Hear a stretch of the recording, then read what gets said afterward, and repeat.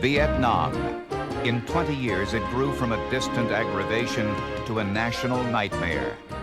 April 29, 1975, the final day of the Vietnam War.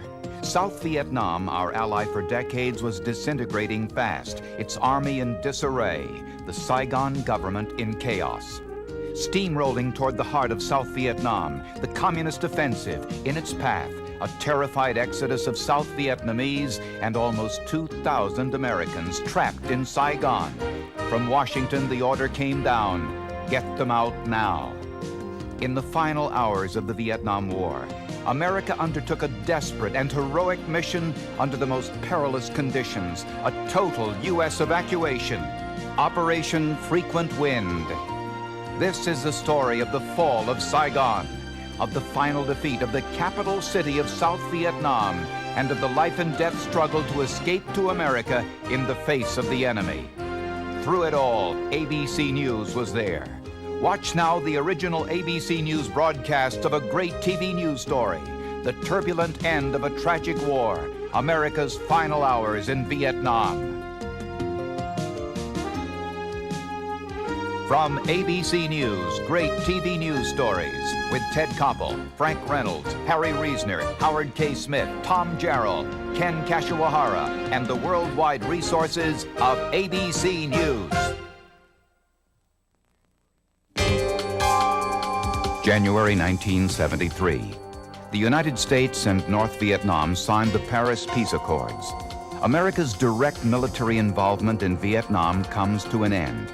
A ceasefire is declared, and U.S. ground forces are withdrawn.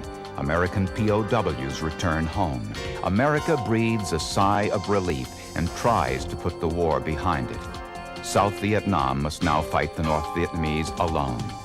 But peace proves temporary. Within a year, a revitalized North Vietnam resumes attacks on the South. By the first months of 1975, what had now become Hanoi's juggernaut offensive moved swiftly ahead. South Vietnam, weakened by waning U.S. support, begins to falter. South Vietnamese President Nguyen Van Thieu and his government desperately trade land for time. As a result, the defense perimeter around the city of Saigon erodes. The day is March 13th, 1975. Almost exactly 10 years ago, the major U.S. involvement in Vietnam began. It began after the communists blew up an American officers' quarters in the Central Highlands capital of Pleiku.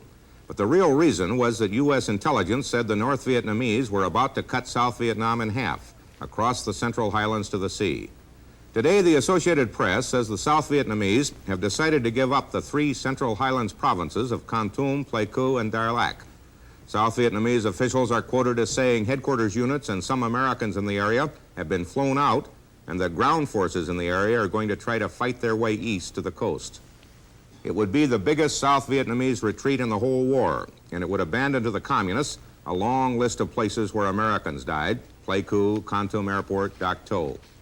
The South Vietnamese are quoted as saying they are hampered in supplying the area and that they will consolidate in more easily defended coastal enclaves. That was a strategy advanced in 1967 by General James Gavin and rejected by the American command and the Johnson administration. The story from South Vietnam grew increasingly grim today. Reports of new government withdrawals continue to flow into Saigon. The number of provinces abandoned to the communists or in the process of evacuation increased to 8. The latest additions are Bin Long, just 60 miles north of Saigon, and Tuat Tan on the northern coast. The city of Hue, which is in that province, was reported today to be a ghost town. Meanwhile, there were reports that 5 more provinces are in danger of collapse, among them Tai Ninh province, which borders on Cambodia. Jim Giggins reports from the Tai Ninh-Saigon Road. For the Saigon government, the news from nearly every corner of the country is bad. And the events here, not more than 25 miles from the capital, are a microcosm of what's happening throughout South Vietnam, which is to say, Saigon's enemies are pressuring Saigon's troops into pulling back on every front. Viet Cong soldiers cut this road from Saigon to Tay Ninh, and South Vietnamese helicopters did all they could to dislodge them. Despite South Vietnamese air power, the Viet Cong held on. Instead of giving up, they advanced, terrifying not only the civilians, but a good many government soldiers as well, who created a traffic jam of retreating army vehicles and troops. This road is the lifeline between Saigon and its forces fighting along the Cambodian border. Yet the Viet Cong are everywhere. Those government soldiers and police who stayed behind formed a nervous roadblock to keep any unsuspecting civilians from moving into the battle area. Few wanted to go in when they saw hundreds were coming out. The question being asked now is how long can President Thieu, militarily and politically, take these losses? The Central Highlands now belongs to Saigon's enemies. Hue and the Northern Territories are tottering. Tay Ninh is under siege. The area around Saigon is secure, but that's about all. This is Jim Giggins, ABC News, on the Saigon-Tay Ninh Road. In some of the areas further north, the communists appear to be aiding the withdrawal. There was one report that a communist tank force turned on its lights so retreating government troops could find their way at night. But in other sections, the communists were reported harassing troops and refugee columns. The refugee exodus continued today from the 3 Central Highlands provinces abandoned earlier. Frank Mariano has a report. This group is part of 15,000 persons brought to the coastal area of Tuy Hoa under the protection of South Vietnamese troops. The military commander said they had come under sporadic attack by North Vietnamese forces all along the way. Many left so quickly, much of what they owned had to be left behind. Many families were separated. Now, some had to share a hastily selected refugee camp with strangers. Coastal enclaves like Tuy Hoa and Nha Trang will soon be filling up. A 60-mile-long refugee convoy from Pleiku and other parts of the highlands is halted 20 miles from here due to bridges being out all along the escape route. There are said to be anywhere from 50 to 150,000 persons lining the road. Before the exodus from the 3 provinces is over, 250,000 people will have left their homes, homes which they will likely never see again. Frank Mariano, ABC News, Saigon. In South Vietnam today, the communists are reported to be in firm control of at least 7 provinces and are fighting for at least 7 others.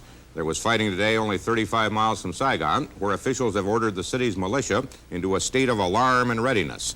In the north, there are reports that the old capital of Hue is 80% evacuated. The fighting has been getting heavier there. An estimated 40 to 50,000 vehicles of all types are reported on the road leading south to Da Nang. We have a report on the refugees from ABC's Jim Giggins. The largest mass exodus in the history of South Vietnam is clogging the roads in the northern provinces as well as the Central Highlands. For tens of thousands of civilians in Hue, the handwriting is on the wall.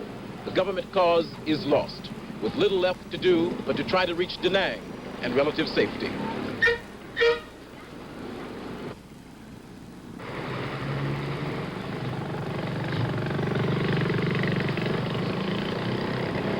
As a result of the lightning North Vietnamese Viet Cong victories these past few weeks, day-to-day life in Vietnam has turned into a question mark. Hospitals can hardly handle all the wounded soldiers and civilians, victims of the Blitz from the north. The Saigon government doesn't even control all the main roads in the country, which means that a simple trip from one town to another often turns into a nervous waiting game, with the Viet Cong cutting the highway, daring anyone to pass. Some of the evacuees are Americans. This group, associated with a United States engineering firm operating in Vietnam, had to hastily leave Dalat as it came under North Vietnamese siege. It's a very sad sight in Dalat. The people are along the roads and along the streets with all their possessions, waiting for buses or trucks or anything to come that they can load their few things on so they can leave town. People are all worried, and my dad wants us out of there in case the enemy attacks. The loss or probable loss of so much, especially symbolic cities like Dalat, has all but demoralized Saigon's forces. In the old days, they would fight for every inch of highway. Now, instead of fighting back, there is often little left for government troops to do but accept, for the moment at least, the enemy's control of some of their most vital territory. This is Jim Giggins, ABC News, reporting. The Viet Cong have said they will negotiate a settlement with South Vietnam only if President Thieu steps down. But Thieu seems determined to stay in power. He said so again in a television address to his nation. ABC's Ken Kashiwahara reports. What President Chu told his countrymen during the television address was that he will not resign, will not accept a coalition government with the communists, and will instead regroup the army and take back the provinces that have fallen. Chu praised the fighting spirit of those units in central Vietnam, and at the same time blamed field commanders and the lack of American military aid for recent setbacks. Politically, Chu named this man, House Speaker Win Bak Kan, to be the new prime minister, while at the same time accepting the resignation of the old prime minister and the entire cabinet. Indeed, there has been evidence in Saigon over the past few days that Chu wanted to fight and not quit. Government banners and flags have sprouted up, urging the people and the army to stand fast, promising that the communists will be defeated. And if they didn't read the message, they surely heard it. Loudspeakers in the city center have been blaring words of encouragement to all who will pay attention, and the volume is such that it is difficult not to. What it all means is that President Chu has refused to accept the advice of some of his closest supporters who have urged him to step down, and in doing so has dashed any immediate hopes for negotiations with the communists and may have caused a serious split within his own camp that may eventually lead to his downfall anyway. Ken Kashiwahara, ABC News, Saigon. It all began on March 10th, less than a month ago, with a North Vietnamese attack in the Central Highlands. 3 days later, President Thu ordered withdrawal from the highlands, and refugees began flowing east toward the sea. The following week, 6 provinces fell to the North Vietnamese. One was in the north. The next week, only last week, 3 more northern provinces fell, and with them the ancient and beautiful, once beautiful city of Hue. In the south, another province fell. By the end of last week, the government withdrawal was a rout. Early this week, Da Nang, second largest city in South Vietnam, fell to the communists. By midweek, 3 more provinces were captured, and Quy Nhon, third largest city, was taken. This weekend, Saigon itself is imperiled. This last map shows the area held by the North Vietnamese up to today, but what it cannot show is the buildup of communist forces within reach of Saigon, estimated now at more than 250,000 and growing by some 1,000 troops every day. Just now it seems there are even more North Vietnamese in the Saigon area than there are South Vietnamese troops. The Pentagon announced today that all 9 carriers of the 7th Fleet have left port and are sailing in the South China Sea, presumably standing by in case they're needed to aid in the evacuation of U.S. citizens. Officials say the number of Americans in Saigon has dropped from 6,000 to about 3,000 in the last 2 weeks. South Vietnamese forces lost Phan Thiet today, the 19th provincial capital that has fallen to the communists. The government now controls only the southern third of the country. And today the Viet Cong said it's preparing for an all-out attack on Saigon. Reports say 100,000 enemy troops have massed near the capital, outnumbering its defenders 2 to 1. The communists are testing those defenses with assaults on cities around Saigon. One of their targets has been Swan Lock. ABC's Jerry King reports on the fighting there. The fight for Swan Lock has gone on for 1.5 weeks. There's not much left for the communists to take, not much for the South Vietnamese to defend. The city is 40 miles from Saigon. It is surrounded by the North Vietnamese and must be resupplied by helicopter. And there are still refugees who were caught in the city when the communists closed off the main road to safety. There are also North Vietnamese, dead commandos left behind after their attempt to capture the city failed. The Saigon government is still holding on to the city, but the cost has been high, and in the end, it may well prove to be superfluous. Further back Highway 1, the road from Saigon, government troops have been unable to dislodge the North Vietnamese and open the way to Swan Lock. In fact, they themselves are slowly being pushed back toward the capital. Just down this road, the South Vietnamese forces regrouped once again and were trying to fight off the advancing North Vietnamese. There was a lot of small arms fire and close-in combat with communist troops only a few hundred yards away. It got so hot and heavy that the command armored personnel carrier withdrew from the front lines and set up a little further back. From there, it directed many rounds of incoming government artillery. The South Vietnamese Army is contesting every inch of terrain along these fields, but inch by inch it is being pushed back. Whatever happens here, most military analysts are agreed. The Saigon command is only buying time. Jerry King, ABC News, in the fields near Highway 1, South Vietnam. I'm Dick Carlson in Los Angeles. The South Vietnamese Military Command has ordered its troops to abandon the provincial capital of Xuan Loc. The battle for the city, only 38 miles from Saigon, was considered a key to the capital's defense. Its fall left gaping holes in the northeastern flank of Saigon's defenses. Xuan Loc is the 21st provincial capital to fall in the current communist offensive. The threat of an all-out attack has brought the war home to the people of Saigon. ABC's Jim Giggins reports. This has always been a deceiving city.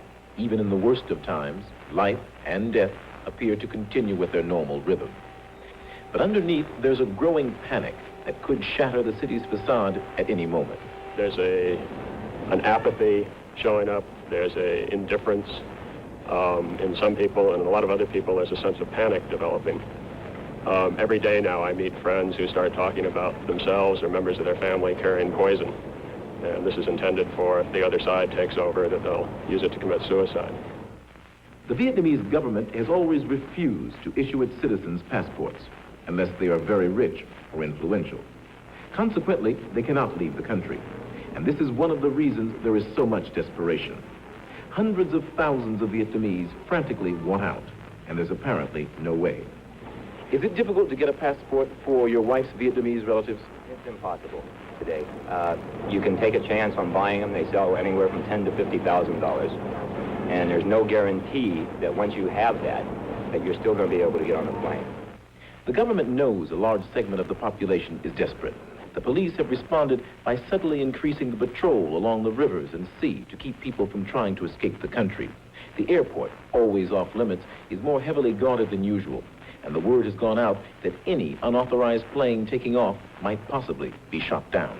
What a good many Vietnamese are hoping for is that the United States will intercede and put pressure on President Thieu into letting those Vietnamese out now who feel they would simply not be welcome were the other side to march into Saigon. America so far has put very little pressure, and the resulting tension mounts higher every day. This is Jim Giggins, ABC News, Saigon. President Thieu spoke to his nation today, announcing in a bitter, tearful, rambling 90-minute address that he is quitting. South Vietnam cannot win militarily, he said, and he blamed the United States. Thieu read a letter, he said, had been written by President Nixon in 1973, promising all necessary aid to South Vietnam if it would sign the Paris Peace Accords. But the Paris Agreement, Thieu said, led the South Vietnamese people to death. The Americans promised us, Thieu said, and we trusted them. And of Secretary of State Kissinger, he said, I never thought a man like Mr. Kissinger would deliver our people to such a disastrous fate. Thieu said his resignation would, quote, let the United States give Vietnam aid and open the way for negotiations. Of his own future, Thieu said nothing. While the situation in Vietnam has worsened, U.S. naval forces have been moving into the South China Sea to help with a last-minute evacuation attempt if one should become necessary. ABC's Jerry King reports. The American fleet in Southeast Asia is 40 miles off the coast. There was the attack carrier Midway, one of the 5 aircraft carriers assigned to the area. Its location was only 100 miles from Saigon. Further along, there was the Hancock, a helicopter carrier. Then we flew past the Okinawa. Like the Hancock, one of the carriers which only last week was used in the evacuation of Phnom Penh. ABC News counted between 15 and 20 American warships steaming off the coast. They seem to be patrolling back and forth, presumably awaiting word from the Pentagon if they are needed for the evacuation of the more than 3,000 Americans still in Vietnam. An evacuation is tangible evidence for the South Vietnamese that the collapse of their country is considered near. Jerry King, ABC News, over the South China Sea off South Vietnam. Here in Washington, President Ford told congressional leaders this morning that by nightfall, only about 1,500 Americans, what Mr. Ford called the barest minimum number, will be left in South Vietnam. The question remains, what happens to those 1,500 and perhaps to tens of thousands of Vietnamese who may want to leave Saigon? ABC diplomatic correspondent Ted Koppel reports. Publicly, officially, the administration is taking the position that many, possibly even most of those 1,500 Americans are going to remain behind in Vietnam to help the new Saigon government obtain a peaceful settlement. Privately, the problem is spelled out much more bluntly. Evacuation plans for the last remaining Americans have to be formulated without sparking panic in Saigon. But contingency plans have already been made, and the number of Americans remaining now has almost reached a point at which everyone could be lifted out in the course of one swift operation that would take less than a day. The prospects for evacuating large numbers of Vietnamese, however, appear to be fading. Republican Senator John Tower of Texas addressed himself to that question, having been briefed this morning at a GOP leadership meeting at the White House by top administration officials. The administration probably is looking realistically at the matter now and is thinking only in terms of what is possible. This is just a few thousand, is it not? In my view, it would be just a few thousand. I wouldn't be able to specify numbers, but I would reckon it in the thousands rather than in the tens of thousands. The key question now is whether a major battle for the city of Saigon can be avoided. If it can, and Secretary Kissinger believes the chances are only slightly better than even, then the orderly evacuation of tens of thousands of Vietnamese could still be worked out. But barring a negotiated ceasefire with the North Vietnamese and Viet Cong, the most the administration expects to accomplish now is the safe withdrawal of all Americans, together with a few hundred Vietnamese who could be airlifted out at the same time. This is Ted Koppel, ABC News at the State Department. The fighting in South Vietnam was down to near zero today, while the flow of refugees out of the country sharply escalated. Efforts were underway in Saigon to form a new government that could negotiate with the communists with the name of General Duong Van Minh, Big Min, prominently mentioned. With the communists poised for a final move on Saigon just about at will, the lull has increased speculation that something has been or is being worked out behind the scenes. But others believe the lull, which is now in its fourth day, is beginning to get ominous. ABC White House correspondent Tom Jarrell reports. The lull has gone about as long as we could imagine. I have a gut feeling something is about to change. That view was expressed today by a U.S. Vietnam expert who believes it's possible that a surrender or be attacked ultimatum could be issued by the North Vietnamese against the Saigon government within 24 hours. Such a rumor is already circulating in Hong Kong, but U.S. officials say they can find no solid basis for it. The 4-day pause after the North Vietnamese have encircled Saigon has the earmarks of a period of frantic behind-the-scenes diplomatic negotiations aimed at avoiding a final battle for the capital. The Saigon government's moves to put General Big Min back in power is described by one U.S. official as the maximum Saigon can go to prove to the other side that you are ready to quit. The North Vietnamese have not tried to attack the U.S. evacuation airlift, and in an apparent signal back, President Ford has said the United States' role is over in Vietnam. When questioned today about U.S. North Vietnamese diplomatic contacts, the president's spokesman would only say the subject is too delicate, too sensitive to discuss. Tom Jarrell, ABC News, Washington. These Americans and their Vietnamese dependents are terrified of what the communists will do to them and their children if they take Saigon, because they've all worked for the Americans at one time or another, or so they claim. Now they're using their American connection, however tenuous, to try to qualify for the U.S. airlift. Some of them make it. Most of them don't. The lucky ones are usually the children. Nick Lally is a bachelor, an American aircraft technician who's lived in Saigon for the past 9 years. A few days ago, the widowed mother of Nguyen Thi Yut, a little girl who used to deliver his newspapers, came and begged him to adopt her child and get her out of Vietnam. Suddenly, at the age of 55, with a heart condition and no fixed address, he's a father. There are hundreds of Vietnamese out at Saigon's Tan Son Nhut airport who camp here in the hope that some American somehow might be able to get them out. If not them, their children. With the communist forces a few miles away, they believe that they are all living on borrowed time. Be happy, smile. Let me see you smile. Come on. Big one. Give me a big one. Give me a kiss. Hillary Brown, ABC News, Saigon. Viet Cong forces shelled the center of Saigon in the pre-dawn hours of Sunday. It was the first time in over 2 years that's happened, and apparently meant as a reminder that the communist forces can strike the city at will. At least 6 people were killed in the attack. The Saigon government is trying to prevent an all-out assault on the capital this weekend if peace efforts fail. The prospect for Saigon is very grim indeed, as ABC's Hillary Brown reports. This is the route that the North Vietnamese army would take for an assault on Saigon from the north. Now they seem to be moving closer to the capital, poised for the strike. The South Vietnamese army are so outnumbered and outflanked now that even if they fought hard, they'd be overrun in a couple of days.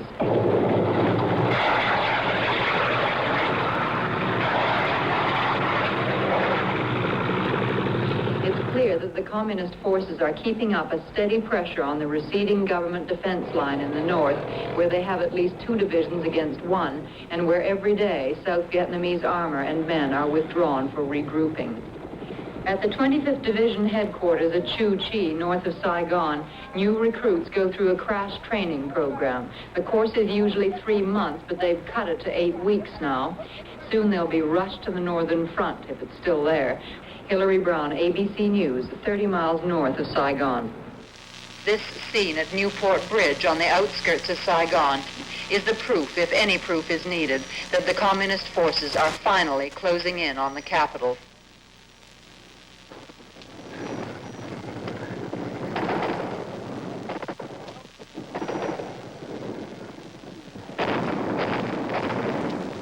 A communist commando unit, probably Viet Cong, has slipped into Saigon and dug itself beneath this American bridge over the Saigon River. They're equipped with grenades, anti-personnel bombs, and AK automatic rifles. Above them, South Vietnamese helicopter gunships circle and fling down their salvo of rockets.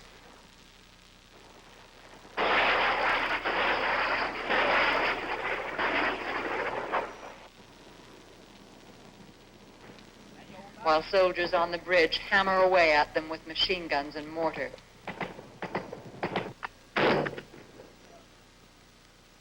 Much of the American commissary on the other side of the bridge was destroyed in this fighting. An undisclosed number of soldiers were wounded and killed. The communist commandos seemed to fire at anything that moved on and around the bridge, including this small corps of newsmen and women who were foolish enough to get themselves caught in the crossfire. For us, it seemed a good place not to be. Unless something happens very quickly on the political front here, there's every indication that the Battle of Saigon may be about to begin. The soldiers behind me are firing at Viet Cong units who are 500 yards away, no more. This is the closest the fighting has ever come to Saigon since the communist offensive in 1968. Hillary Brown, ABC News, Saigon.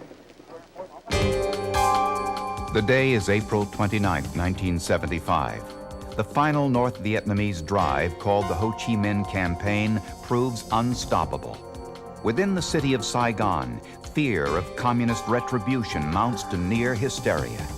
When rocket attacks killed 2 Americans, President Gerald Ford orders the final evacuation of the remaining U.S. community of security troops, diplomats, intelligence agents, and their Vietnamese support staff.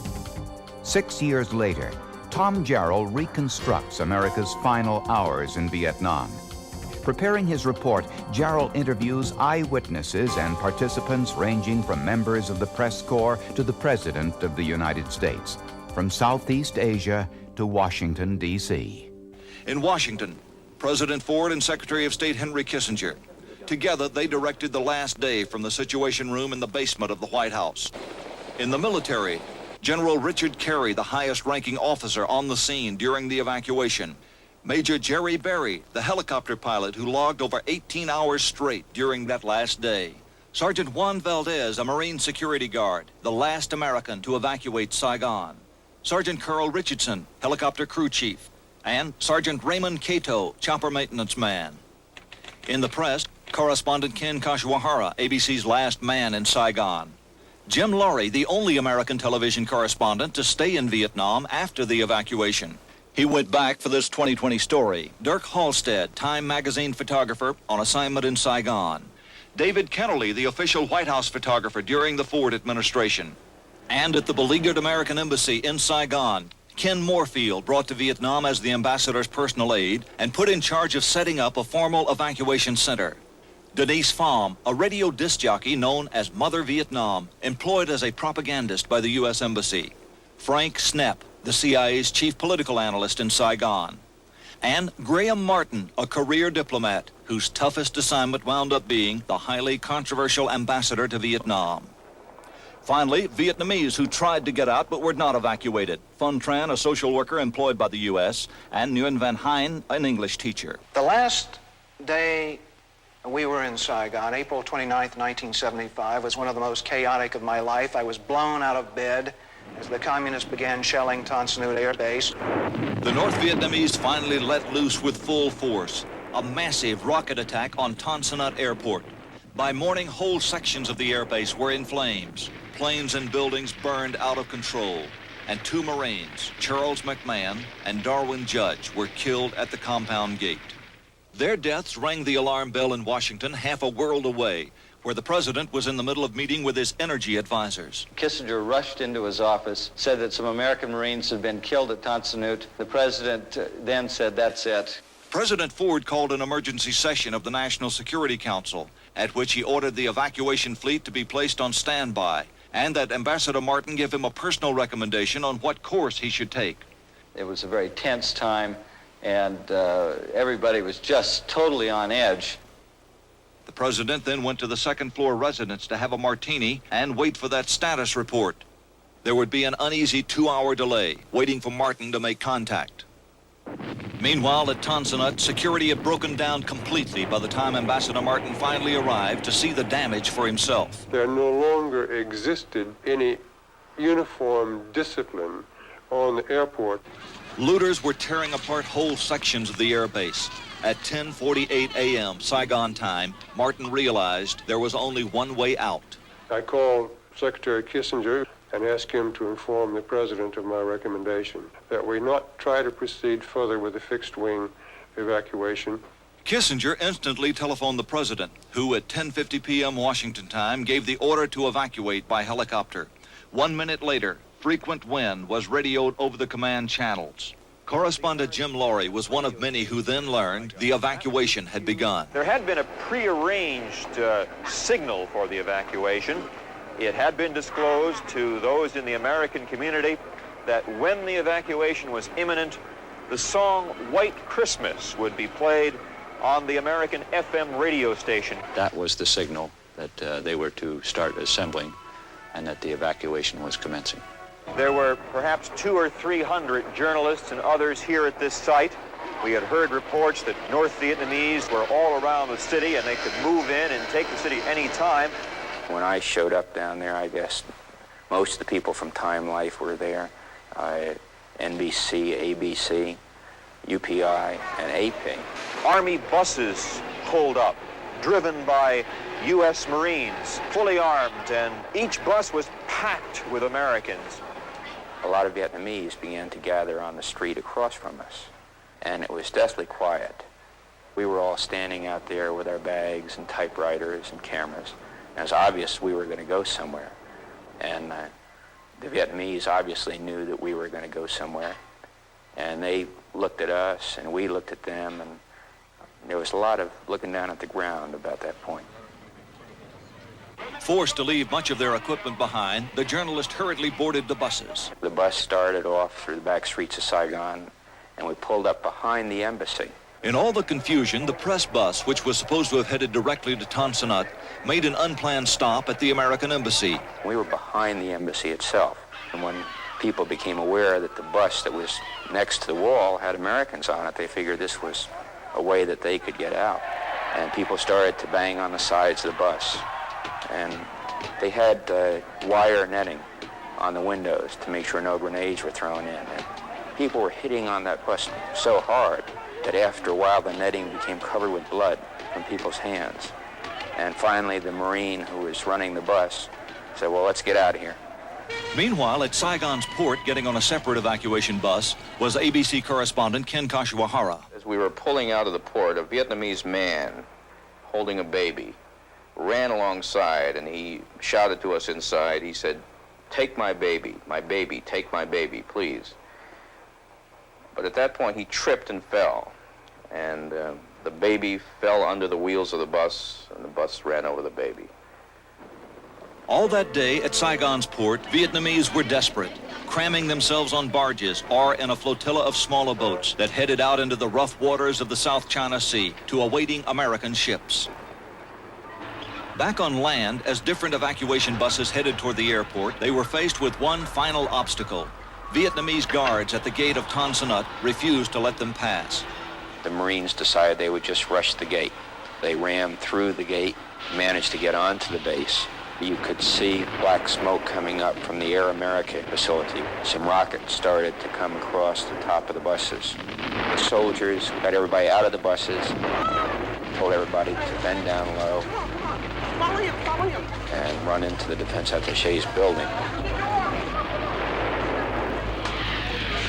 All of a sudden, we could see the F-4s come in. They began to rocket the North Vietnamese position. We flew directly into the DAO compound and started to set up for business. We saw the first helicopters come in, the Jolly Greens, great big Chinooks. They came into this area right next to the DAO. Back ramp went down, and Marines came running off. Being a crew chief, I'd be up front, and I'd be, waving the people in. And then the first mech would be out the ramp, helping the people up, pushing them in. People have been told they're only going to be allowed to have one bag apiece. People would wear 3 and 4 suits, trying to get as much as they possibly could out. People crowded in, and they just want to pick their own spot. That's no way, just get up there, you have to get up there. Sometimes, you'd almost have to step on people so you could get out there and get the people in. The minute they would get one helicopter full, another helicopter would come in, take its place. Marines would come running out, go into defensive positions, and the process would start all over again. Even with machine gun cover from overhead, by mid-afternoon, Marines at the airport could no longer contain the crowds. So it was decided to shift the evacuation to the more protected American embassy. Jim Laurie, who had decided not to evacuate with the others, watched the shift from the roof of the Caravel Hotel. Right behind me, we looked out and we saw the helicopters come in from the South China Sea and pick up people on the roof. I think I was the first airplane in, first Marine Corps helicopter into the embassy compound. We'd come in over the left side of the building and then drive it in on top of the roof. Juan Valdez was a Marine guard at the embassy. I was roving around from place to place. At one time, I found myself at the ground floor, at the parking lot with those people, and at other times, I would go up to the roof and see how that evacuation was going on. The Marine ground forces were actually in charge on the roof. They were bringing people up through the hatch, and it'd be a matter of a couple minutes, and you'd be fully loaded with anywhere between 15 and 25 people and ready to go. All afternoon, choppers landed on the rooftop and in the secure compound below, where yellow flares were used to direct the pilots into the landing zone. Automatic rifles were carried by most of those helping with the evacuation, but handguns were taken from the evacuees themselves and tossed into the embassy swimming pool, around which people stood patiently, consolidating suitcases and awaiting their turn on one of the incoming helicopters that would fly them to the safety of an American ship. Different helicopters went to different ships. As soon as they would set down, the evacuees would run off. The helicopters would be refueled, and they would take off again. Also flying out to American ships offshore in the South China Sea were small Vietnamese planes and helicopters. Their pilots and crews were fleeing to the U.S. warships for safety at any cost. But none of the Vietnamese pilots could figure out the landing patterns, and they refused to make radio contact. The air boss is saying, "Please, somebody talk to me." South Vietnamese aircraft are not listening to anybody, and they've got full loads of people on board these aircraft. And they're coming in no matter which way they can get in, as long as they can get on the flight deck. The people jumped off the aircraft and just left the aircraft turning. The Vietnamese choppers kept coming. Soon they took up so much room on board the U.S. ships, there was only one solution. We had to throw all of them off the side because we didn't have room for them, because our aircraft were coming in for fuel. 15, 20 people grabbed the nose and rolled it right off the side while the ship was underway. You get a lot of enjoyment in throwing these helicopters over the side because, nobody's in them. And it's a lot of fun to watch how they look when they're sinking. As long as you're not in it. Other Vietnamese pilots, after dropping off their passengers and being thoroughly frisked themselves, flew their helicopters off the side of the ship and ditched their aircraft in the sea, jumping out at the last possible moment. Again and again, pilots unloaded their choppers this way. And as risky as it was better than the alternative, flying back to Vietnam. Only one crash occurred that wasn't intentional during the evacuation. An American helicopter went down, killing William Neistel and Michael Shin, the last Americans to die in Vietnam. Back at the American embassy, classified documents were being shredded and bagged. At one point, those bags broke open, and the chopper blast sent the paper flying. We destroyed some of the last files on that last day. All of them were destroyed before we left. We had an abundance of weapons there. Anything from pistols to shotguns to carbines, M16s, and they were getting ready to blow up these weapons, right in the embassy compound. All around the building, there were thousands of Vietnamese who had gathered, most of them desperate to get out. Among those who were not evacuated that day was Phan Tron. People crowded around the building, thousands and thousands of them. They even been crushed or they've been stepped over. And I don't want to be killed that way. I didn't get in. I myself didn't get in because, but I didn't even get close to the gate either. Their documentation, I could tell, just in looking at them through the gates, was adequate and sufficient. But we couldn't run the risk of opening the gates and letting in a flood of hundreds. The gates were open once during the day when Ambassador Martin left the compound to pick up his wife.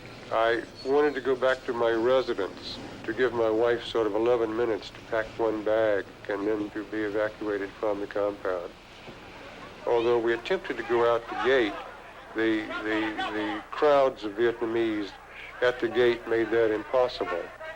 They opened the gate, but I think at that point the pressure was so great that they immediately closed it.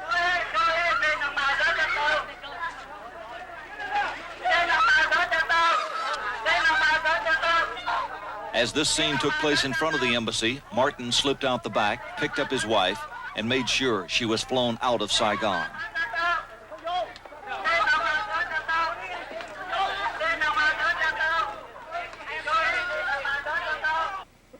I did not have any feeling at that time. So I think that's the feeling of most of the Vietnamese at that time. So scared. So we had no more feeling. We felt numbed. By late afternoon, helicopters carrying an additional security force arrived at the embassy. Marines ran through the compound and positioned themselves along the embassy wall. The U.S. Marines in combat gear all along the wall and fences, using tear gas and using the butts of their rifles to push and shove and kick and stomp the Vietnamese back over the fence, back out into the streets again. The only people we could take a chance on taking in were those who either had an American passport or a Western face. I had been mistaken many times in the previous 2 months for a Vietnamese. So I had this real fear that once I got to the top of the wall, the soldiers and Marines would simply push me back or kick me back, which is what they were doing to the Vietnamese. The only thing I could think of was that if I got to the wall and the Marines started kicking me back down, I was going to shout in perfect American English, "The Dodgers won the pennant." Marines did not stop Kashiwahara, who scrambled over the wall and into the compound. All during that period, there were telephone calls, radio calls still from people who were abandoned. You told me to meet you at this particular spot. Where are the Americans? The voices came in over the radios. We finally got through, and the only thing that we knew and we heard at that time, painfully, was, "Go, good luck." We did try to take out all those to whom we had a very definite responsibility. I felt a complete abandonment. I mean, here we are just not nobody off the street. We are part of the work. They were the people who faced instant death if the communists should move on Saigon, as they did. And as a matter of fact, the proof of all of this is that when they moved on Saigon, one of the first places they went was the Saigon radio station. and they captured one particular announcer who had been left behind, a woman. They tied her to a tree, cut her tongue out, and let her bleed to death. Hour after hour, helicopters continued picking up loads of evacuees.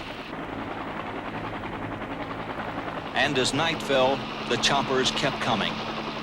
The weather began to deteriorate, as it often does near the water and the coast like that at night. When we got in, started going in there, everything was just dark, except for the lights right there in the landing area.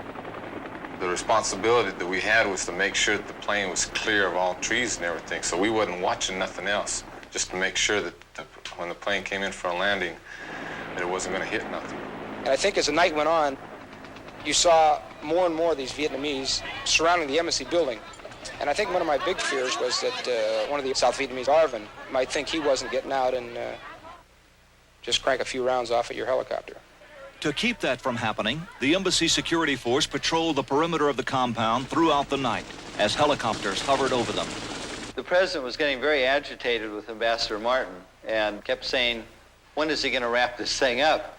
Ambassador Martin just kept asking for more choppers, more choppers, more choppers. Finally, the president said, you tell Ambassador Martin to get on that next chopper out of there, and that's it. Ford's order went out on high-frequency radio. It read, the following message is from the President of the United States and should be passed on by the first helicopter in contact with Ambassador Martin. Only 20 lifts remain. Americans only will be transported. Ambassador Martin will board the first available helicopter, and that helicopter will broadcast Tiger, Tiger, Tiger once it's airborne and en route. The message was received by General Kerry. Brigadier General Kerry came out, and at that time told us that the president said to bring the ambassador out on the next load. And we took off for the embassy. When the helicopter landed, I was instructed by the pilot to ensure that the first person that got on was the ambassador himself. He went downstairs, I think he jotted a little note down, went down to the ambassador, and the ambassador appeared in about 15 to 20 seconds with his entire entourage. He seemed unusually frail as I lifted him up into the helicopter. As we flew out over Saigon, I had a feeling of enormous relief. One could see the lights outlining the river. One could see one or two flashes of gunfire in the distance. But again, the feeling was one of sort of enormous relief that we had been able to avoid panic. Martin arrived on the USS Blue Ridge suffering from what turned out to be pneumonia, and so hoarse he had lost his voice completely. The ambassador strode past reporters and headed for his cabin. In Washington, Henry Kissinger called a long-awaited press conference. Ladies and gentlemen, our ambassador has left, and the evacuation can be said to be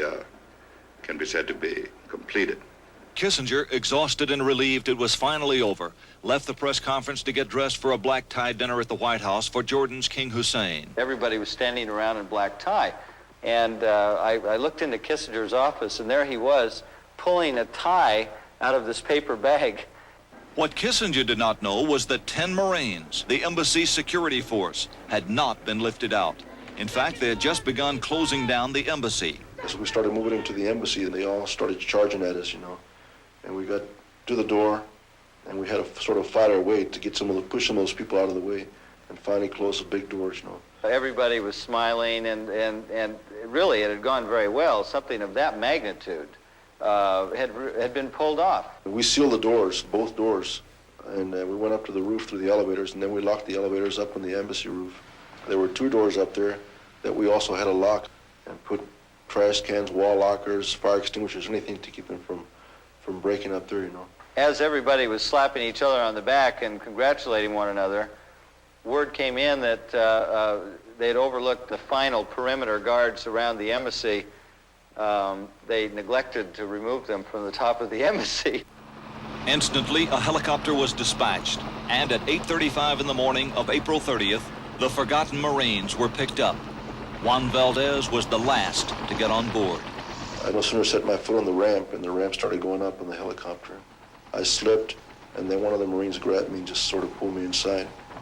And we no sooner started hovering in the air, and then we noticed the Vietnamese had finally broken through that door, and they were already on the embassy roof. By that time, we'd already departed from there. As the last chopper flew off, 420 fully processed, high-risk Vietnamese were left stranded in the compound, as other Vietnamese swarmed through the embassy, taking away everything the Americans had hurriedly left behind.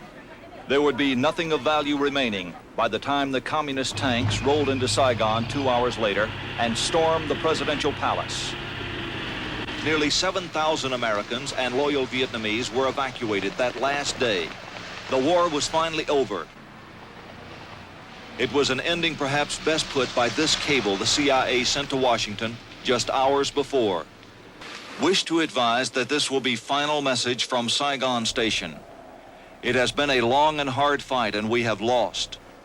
Let us hope that we will not have another Vietnam experience and that we have learned our lesson. Saigon signing off.